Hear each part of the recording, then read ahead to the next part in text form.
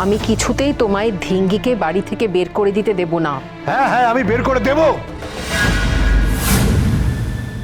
তবে বের করে দেওয়ার আগে আমাকে বলো তো, এসব কার প্ল্যান? কার সাথে হাত মিলিয়েছো তুমি? বলো।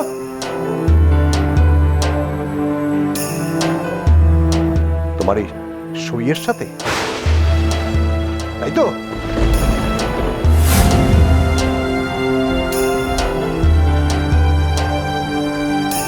লজ্জা করছে না বিগো সূর্যি এইসব কথাবার্তা বলতে? কান খুলে শুনুন, স্যান্ডো কুমার না আপনাকে দেবতার মতো করে পুজো করে। সেই জন্য সীমা কোনোদিনও চাইনি যে আপনার এই সত্যিটা স্যান্ডো কুমারের সামনে আসুক। আড়াল করে গেছে দিনের পর দিন আপনার সব দোষ, আর আপনি সেই সীমাকে সন্দেহ করছেন। ছি, নিজে অপরাধ করে সীমাকে ছোট করতে চাইছেন আপনি।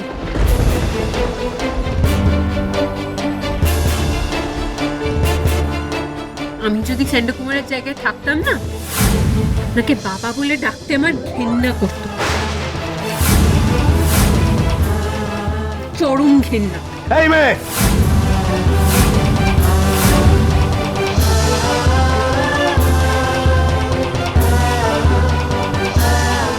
কি ভেবেছো তুমি? টিপু আর আমার সম্পর্ক এতটাই ঢুলকো? এতটাই? তুমি যতটাই ওর ব্রেন ওয়াশ করার চেষ্টা করো না কেন, কিছুতেই তোমার কথা বিশ্বাস করবে না।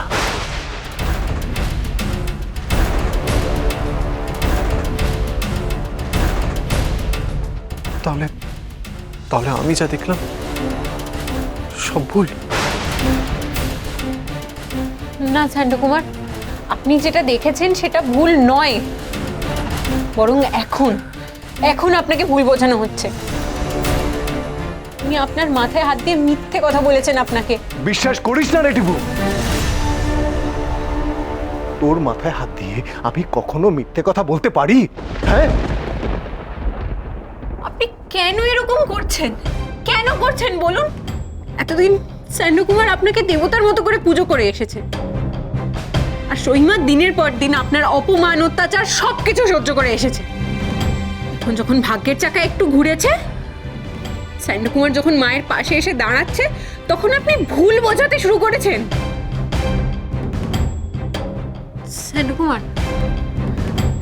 স্যান্ডো কুমার, আপনি দয়া করে পিছিয়ে আসবেন না। আপনি না নিজের মাকে সম্মান পাইয়ে দেবেন কথা দিয়েছেন। আপনি না বলেছেন আপনার মায়ের হয়ে লড়াই করবেন। পিছিয়ে আসবেন না। আমি আপনি দুজন মিলে ওই দেবিনার সাথে লড়াই করব। ওকে বুঝিয়ে দেবো কত ধানে কত চাল। টিপু, দেবিনাকে শিক্ষা দিতে গিয়ে তুই আমাকে ছোট করে ফেলছিস না তো? এই মেয়েটার কথা বিশ্বাস করতে গিয়ে তুই আমাকে কোথাও অবিশ্বাস করে ফেলছিস না তো? তুই আমায় অবিশ্বাস করবি টিপু?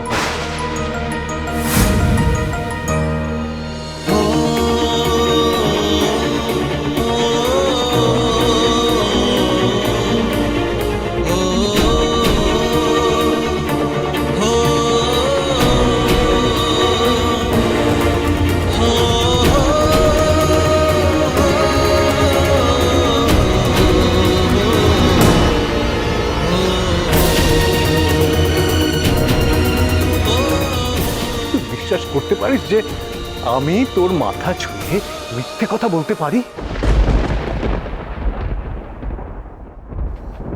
বেশ, আপনি যে স্যান্ডো কুমারের মাথায় হাত দিয়ে মিথ্যে কথা বলেননি সেটা প্রমাণ করে দিন। দেবিনাকে এই বাড়ি থেকে বের করে দিন। প্রমাণ করে দিন যে আপনার দেবিনার ওপর কোনো টান নেই।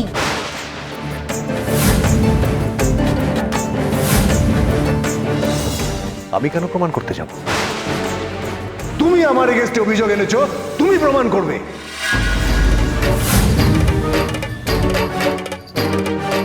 তুমি আর তোমার এই সই দুজনে মিলে প্রমাণ করবে। আর যদি প্রমাণ করতে না পারো তাহলে তোমাদের দুজনকেই আমি বাড়ি থেকে বের করে দেব।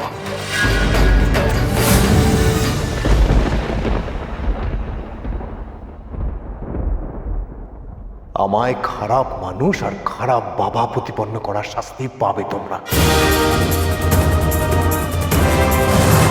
3 দিন সময় দিলাম।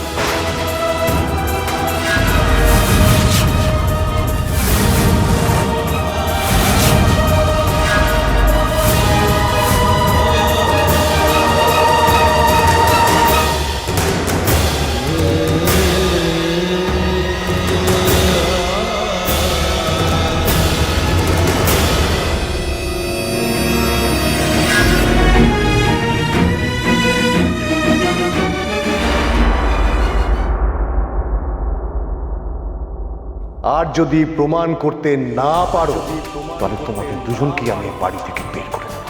আমায় খারাপ মানুষ আর খারাপ বাবা প্রতিপন্ন করার শাস্তি পাবে তোমরা।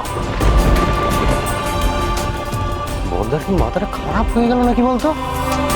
কি বলছে বর্দা এসব? ঠিক বলেছিস সোম। দাদা আজকে একদম ঠিক ডিসিশন নিয়েছে মা। হ্যাঁ, এই বরফি বেরোলেই বড় বৌমা শায়েস্তা হবে। আর সংসারেও শান্তি ফিরবে। মাত্র তো 3টে দিন, এই 3 দিন আমরা ওকে সহ্য করেই নিতে পারবো। আমি জানি ও দাদার দেওয়া শর্ত পূরণ করতেই পারবে না। আমি এই শর্ত পূরণ করতে চাই না, আর কেনই বা করবো এই শর্ত পূরণ? আর বিনা কারণে সৈমাকে এই শর্তের মধ্যে জড়ানো কেন হলো বলুন চান্দকুমার? ব্যাস, এই নিয়ে আর কোনো কথা নয়। এই নিয়ে 3 দিন পর কথা হবে।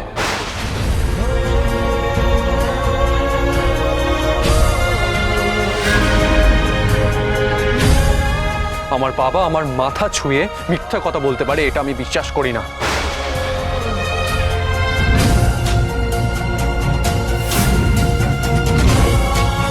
আর আপনি নিজের চোখে যা দেখেছেন সেটা নিশ্চয়ই কোনো অন্য এক্সপ্লেনেশন আছে, আর সেটা আমি আমার বাবার মুখ থেকে শুনবো, তবে 3 দিন পর।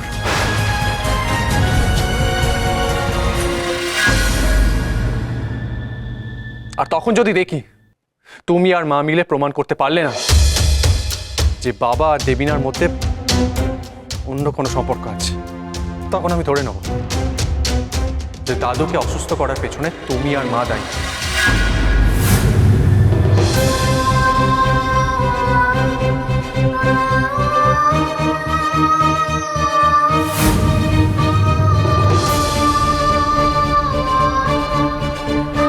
তোমরাই মিথ্যে বলে দাদুকে উল্টো পাল্টা বুঝিয়ে দাদুকে অসুস্থ করেছো তোমরা।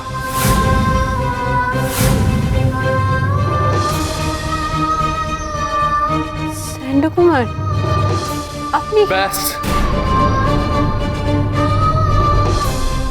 আর কোনো কথা নয়।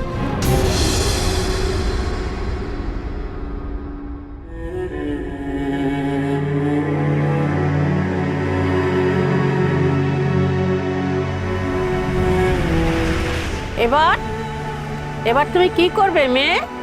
তৈরি হও, বাক্স পেটরা বেঁধে তৈরি হও। বাবারে যা ঝড় গেল।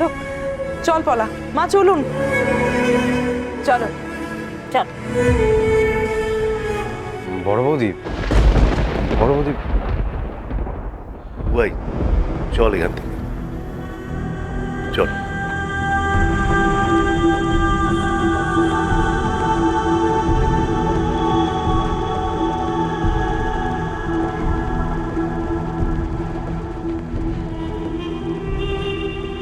এই নিয়ে 3 দিন পর কথা হবে।